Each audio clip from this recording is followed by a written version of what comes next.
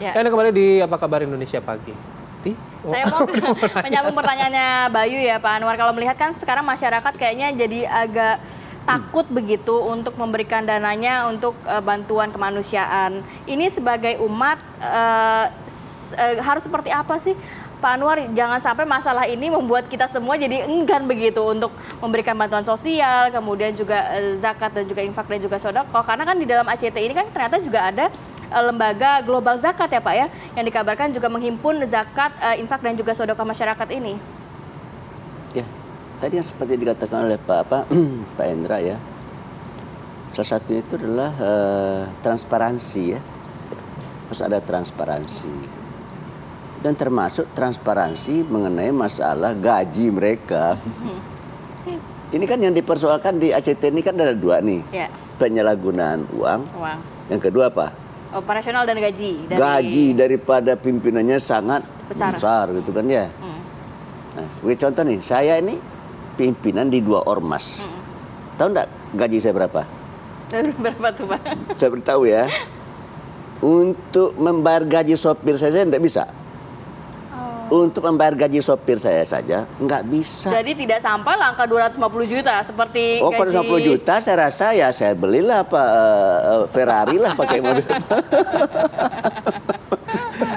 Saya kira Ferrari bangsa apa ya, bisa lah ya. Oke. Inilah, jadi bagi saya ini seperti yang dikatakan Pak Endra tadi, ini organisasi nirlaba, bukan organisasi profit ya. Oleh karena itu morality ya, masalah transparansi menjadi sesuatu yang sangat penting sekali, dan inilah yang tidak dilaksanakan oleh Irjen Kementerian Sosial gitu. Kalau seandainya Irjen Kementerian Sosial menjalankan fungsi dan tugasnya secara baik, tidak akan terjadi kasus ini nih. Gitu. Misalkan contoh begini, apa salah satu sebab mereka marah kepada ACT? Karena melebihi ketentuan yang sudah ditetapkan. Ketentuan ditetapkan 10%. Ternyata mereka menghabiskan 13 ya? Iya, 13%. 13,5% kalau saya tidak salah, kan gitu ya? Iya, benar. Nah, itu yang bisa tahu itu siapa tuh? Kan kita tidak bisa tahu, kita kan yang tahu kan adalah Kemensos. Oleh karena itu kenapa Kemensos tidak ingatkan mereka gitu kan? Gitu. Jadi bingung juga saya. Lalu kok tiba-tiba Kemensos mencabut izinnya? Padahal semestinya kan kata Pak Endra tadi kan ada prosedurnya ya. Ditegur dulu, kemudian ditangguhkan izinnya, baru cabut ya Pak Endra ya. Begitu. Ada fungsi pengawasan yang sama Pak Anwar tadi disoroti. Tapi begini, ada narasi-narasi juga Pak gini. Sekali lagi dari donatur begitu ya. Ketika sudah mengetahui ada isu ini, akhirnya kan mereka merasa saya sih mendingan langsung aja kalau memberikan bantuan pada orang-orang terdekat saya. Saya jadi kok saya jadi mempertanyakan ya kredibilitas lembaga-lembaga pengumpul dana bantuan gitu. Nah itu kan bertebaran juga.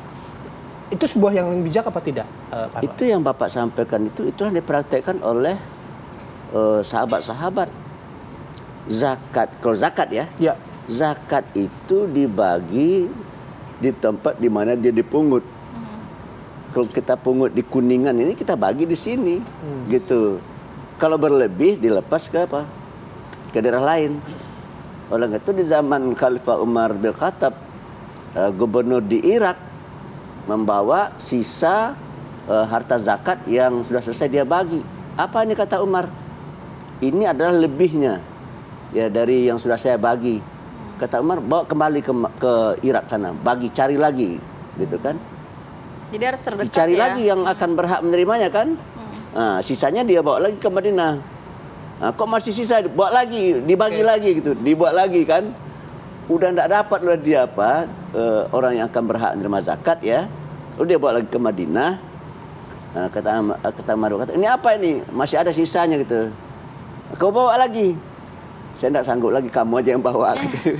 Oleh karena itu baru diambil oleh Umar bin Khattab untuk dibagi ke tempat yang lain. Gitu. Jadi kalau zakat, infak, sedekah itu sebagusnya kita bagi di tempat di mana kita tinggal gitu ya. Oleh karena itu udah benar itu. Tapi kalau kemanusiaan seperti ACT kan memang dikirim juga ke Palestina begitu ya, ke negara-negara lain. Kalau itu nggak apa-apa ya Pak Ustadz. Jadi memang kalau untuk kemanusiaan boleh kemana saja? Ya namanya manusia kan harus tolong menolong ya. Kalau masyarakat Rohingya di Myanmar sana kesulitan, masa kita tertawa-tawa di sini? Masa kita tidak mau mengulurkan tangan kita gitu? Oke. Baik, saya lagi ke Bang Yandri lagi. Bang Yandri, kalau tadi Pak Anwar Abbas menekankan pada fungsi pengawasan ya di Kementerian Sosial begitu. Nah, ini menjadi pekerjaan rumah juga. Tapi kalau Bang Yandri sebagai mitra begitu melihat fungsi pengawasan ya dari praktik-praktik seperti ini bagaimana? Karena Bang Yandri juga kan tadi menyebutkan bahwa oke, kita jadikan momentum ini sebagai tonggak perbaikan ke depannya.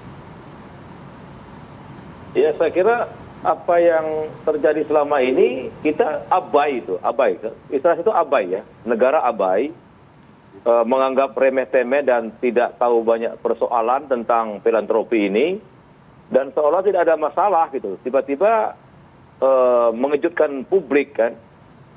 Oleh karena itu penting kita untuk memastikan bahwa pengawasan itu harus dilakukan dengan ketat. Tapi kita juga minta para pelaku pengumpul barang dan uang ini juga harus punya komitmen gitu loh. Bahwa yang mereka kumpulkan itu dana masyarakat. Masyarakat itu kan jiwa sosialnya itu harus dijaga. Trustnya harus dijaga. Nah, oleh karena itu bukan hanya tanggung jawab pemerintah, tapi tanggung jawab juga pihak yayasan, tanggung jawab juga masyarakat. Maka tadi Undang-Undang 961 kan udah jadul. Kita punya komitmen untuk memperbarui itu sesuai dengan tuntutan zaman. Sehingga nanti ke depan baik pengawasan maupun pelaksanaan dari para pengumpul dana itu, termasuk masyarakat punya akses yang benar. Kalau misalkan pemerintah melakukan tindakan terhadap yayasan itu benar dalam relnya. Kemudian kalau masyarakat ingin juga mengetahui kemana dana juga tahu kemana alur dan pertanggungjawabannya. Artinya jiwa sosial ataupun jiwa gotong royong di Indonesia ini jangan hancur lebur gara-gara pengawasan yang tidak patut.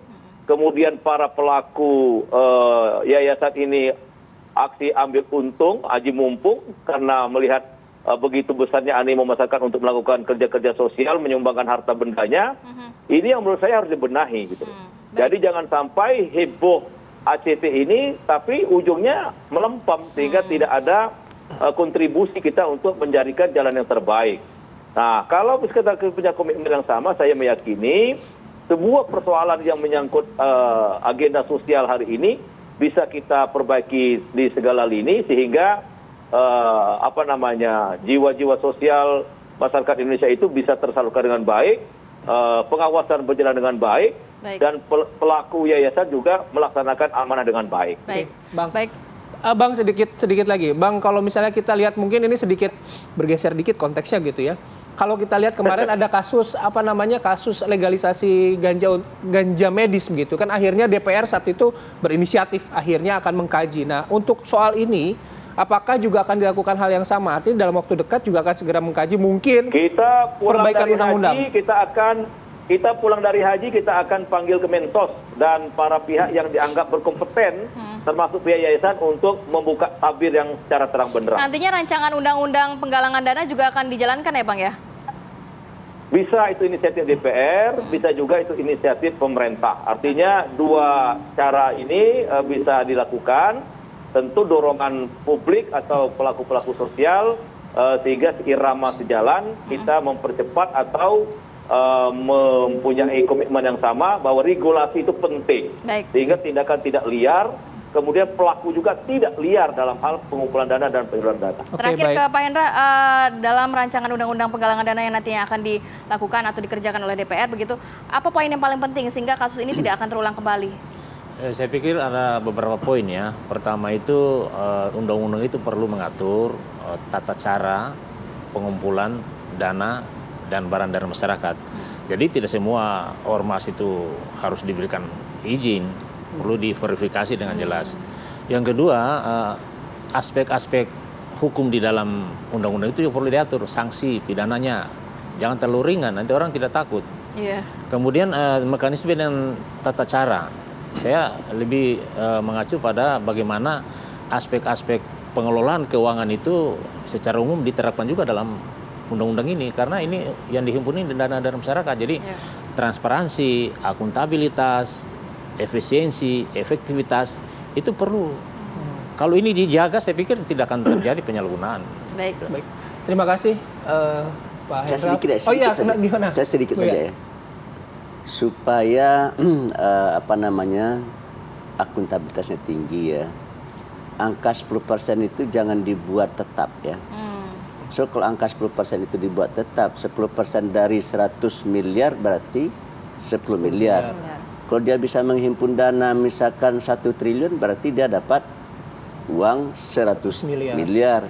Kalau dia dapat 10 triliun, 1 triliun. maka berarti dia bisa dapat 1 triliun dan itu legal. Ya. Jadi kalau seandainya mereka nanti membeli Rolls Royce dengan uang itu ya kita tidak bisa marah karena legal itu. Tuh, oleh karena itu menurut saya semestinya peraturan itu dibuat apa? Menurun ya. Dari 10%, dibuat intervalnya ya. Ada gapnya begitu ya. Sampai 100 miliar misalkan 10%. Sampai 200 miliar misalkan 9%, 300 miliar misalkan 7%. Dibuat menurun begitu. Ada jenjangnya begitu ya? Ada jenjangnya sehingga dengan demikian ya masyarakat semakin percaya kepada lembaga-lembaga ini. Terima kasih. Oke, mudah-mudahan apa yang disampaikan tadi juga bisa menginspirasi ya nanti dalam pembahasan undang-undang penggalangan dana. Sekali lagi Pak Anwar terima kasih, Pak Indra terima kasih. Bang Yandri terima kasih atas waktunya. Selamat menunaikan ibadah haji. Kalau makanannya masih basi di sana ada Pak Menak dan Pak Wamenak ya. Jadi mungkin Bang Yandri langsung bisa langsung. Terima kasih Bang, salam sehat selalu. Baik, terima kasih. Selamat pagi. Assalamualaikum warahmatullahi wabarakatuh.